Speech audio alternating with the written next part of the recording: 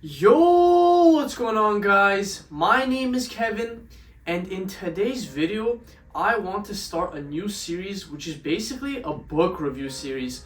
Now, I don't read too many books. In fact, I probably started a couple months ago, but I want to make a new series on my channel where I review books that I read that are important to me. And for today, for the first book, we have Can't Hurt Me by David Goggins.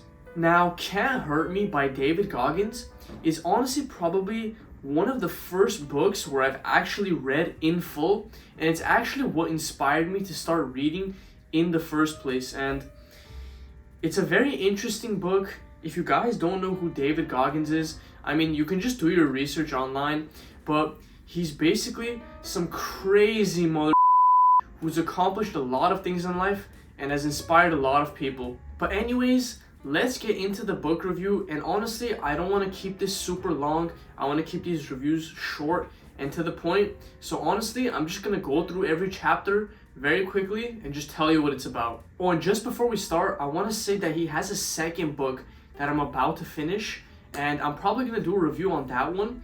But before we start as well, I just want to give a little context.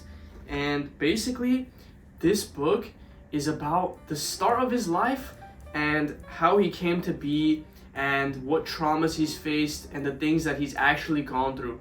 So the first chapter is actually I Should Have Been a Statistic, and in this chapter he basically just goes over how he was your average Joe of a child and he wasn't really anything special, but he overcame a lot in order to not be a statistic. Chapter 2 is titled Truth Hurts, and this is where he basically explains all the racism that he was going through in school and in his neighborhood when he was a child, as well as how his stepfather was actually killed. He started noticing all the little challenges in life and how they all built up and tried to hunt him down.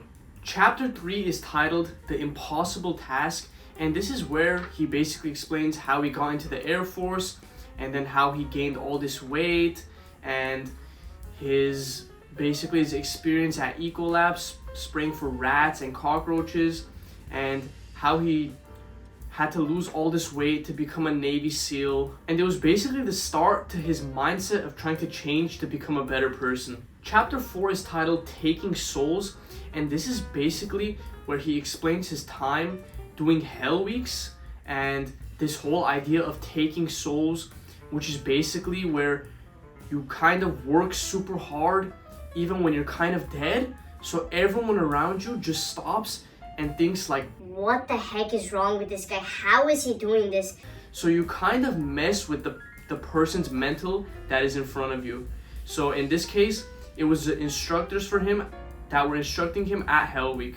Chapter 5 is titled Armored Mind, and it's basically a continuation of the last chapter, and he just explains more in depth his time at Hell Week and what was going through his head and how he had to complete this and it was super important to him, and how he basically had to fortify his mind in order to accomplish this task. Chapter 6 is titled It's Not About a Trophy, and in this chapter he explains his first 100-mile race and how he had to overcome a lot of obstacles to even get to this point, and what was going through his head and how it was super difficult to accomplish this task given the situations that he was a part of. The title of this chapter personally really sticks out to me because, like he says, it's not about a trophy. So he was not doing this for any external validation, but rather to prove a point to himself. Chapter 7 is called The Most Powerful Weapon, and the most powerful weapon I believe he's referencing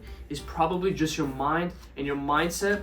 And in this chapter, he also explains his experiences running in the Badwater races twice, I believe, and how he basically had to prove himself and run ultras and put in a lot of miles and a lot of work to even be qualified to run these races. Chapter 8 is titled Talent Not Required, and is a continuation of chapter 7, where he basically explains more stuff he went through in different races and how basically you can really outwork yourself if you put in that work. And in the end, he describes how he had to go through his second heart surgery and how that went. Chapter 9 is titled Uncommon Amongst the Uncommon, and basically the idea of this is literally just to become uncommon amongst the uncommon. So even when you're around uncommon people, you seem crazy and people don't understand you. And he's basically just explaining this mindset in relation with Ranger School and the Navy SEALs, and how he had to basically separate himself from people who tried to separate themselves from other people. Chapter 10 is titled The Empowerment of Failure, and in this chapter he basically explains his process and everything that he was going through trying to beat the pull-up record. And he had to explain how he had to constantly fail and learn from his mistakes and go through many different things to understand why he was failing and how to overcome that. And he explained how this mindset actually helped him break this record, finish races in Badwater, become a Navy SEAL, and even go through Ranger School. The last chapter, chapter 11, is titled What If? And he basically uses his life situations to explain the mindset of what if. So what if you can actually make it through all this stuff that you're going through? What if you can actually accomplish X, Y, and Z? So he explains this mindset and how this mindset got him very far in his career and all of his accomplishments. But yeah, guys, that's pretty much it for all the chapters of Can't Hurt Me by David Goggins. Now, obviously, I left out like 99% of the details, and this is mainly because I can't really remember every little thing that goes on in the book. And it's also for you to have a chance to read the book yourself and actually experience it yourself. But yeah, all in all, it was a great book. I'll probably give it like a 9 out of 10. It was really, really good. And initially when I was reading it, it was honestly very hard to continue because some of the things that he was describing is stuff that I've honestly never even heard of in my life. And it's stuff that I couldn't even imagine going through. It's very gritty in the beginning and it's very raw of a book. So yeah, I think it's a good read. It's definitely not for the faint of heart, so just fair warning there. But yeah, if you guys want, you can go check it out on Amazon. I'll leave the link in the description down below. And with that being said, this is the end of this video. If you guys liked, make sure to drop a like, subscribe, comment down below what you think, and I'll catch you guys in my next video. Peace!